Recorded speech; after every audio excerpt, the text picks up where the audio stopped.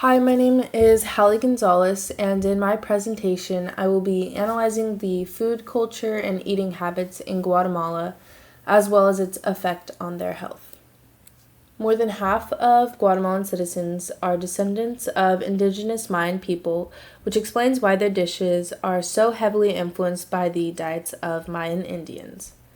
Corn and beans are the foundation of the diet, while squash, tomatoes, chilies, tropical fruit, and cacao are typically incorporated in side dishes. Rice, which was introduced by the Spanish, has also become a staple food. Black beans are especially popular, and refried black beans are often referred to as Guatemalan caviar. Small rolls of French bread as well as pickled vegetables are also commonly eaten. Guatemalan food can be distinguished from other Central American food by the use of achiote, which is a seasoning that turns food orange.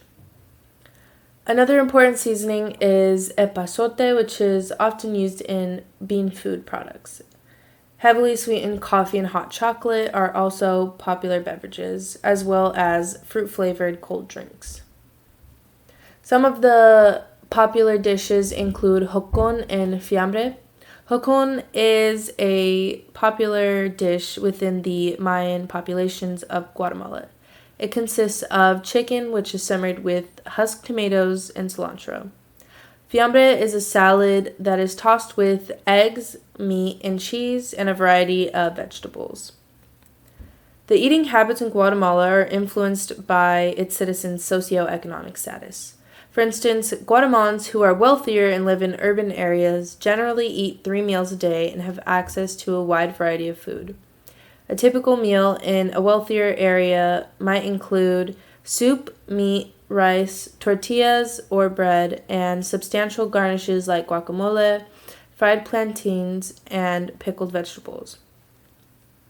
Rural diets include more simple ingredients like beans and corn, which are often eaten at every meal by the poor.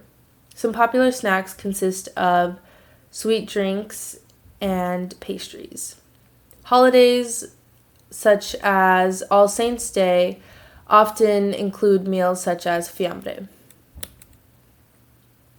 Chronic malnutrition is a major issue in Guatemala, and over half the children in this region suffer from it. This health issue is attributable to income inequality, political unrest, a lack of education, increased prices of food, poor infrastructure, and uncertain access to clean water. Some deficiencies include folate, vitamins A and B12, iron, and zinc. These deficiencies and malnutrition are often considered as reasons for stunted growth amongst children. The eating habits in Guatemala explain certain health issues of this region. For instance, there's this idea of breastfeeding being impractical, which encourages stunted growth amongst young children and creates micronutrient deficiencies as well. There's also a commonality of giving coffee to infants. It is one of the first beverages they give infants, and this interferes with the utilization of supplemental iron, which consequently creates iron deficiencies. The increased prices for beans and corn makes it difficult for poor citizens to consume these products, which has been linked to a variety of deficiencies such as iron, folate, protein, fiber, magnesium, and vitamin C deficiencies. Limited access to animal foods has also caused inadequate micronutrient intake as well. For instance, it causes vitamin B12 deficiencies.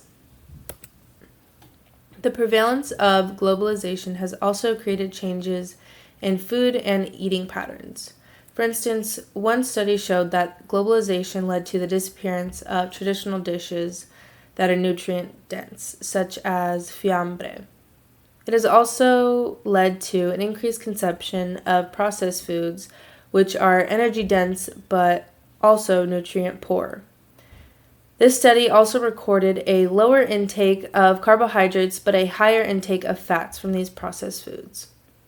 Some examples of these processed foods include Chinese noodles, soda, cereals, pasta, and sweet drinks. I would suggest to implement structural changes by regulating these increases in prices for beans and corn so that poorer populations are able to afford these products and receive the nutrients from beans and corn.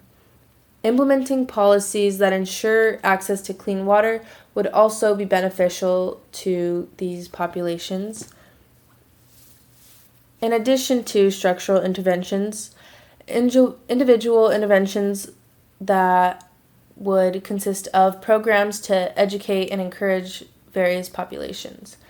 These programs should encourage and educate citizens on the benefits of breastfeeding and complementary foods and how it offers micronutrients and prevents deficiencies amongst children. Traditional foods and the dense nutrients within them should also be educated and encouraged by these programs.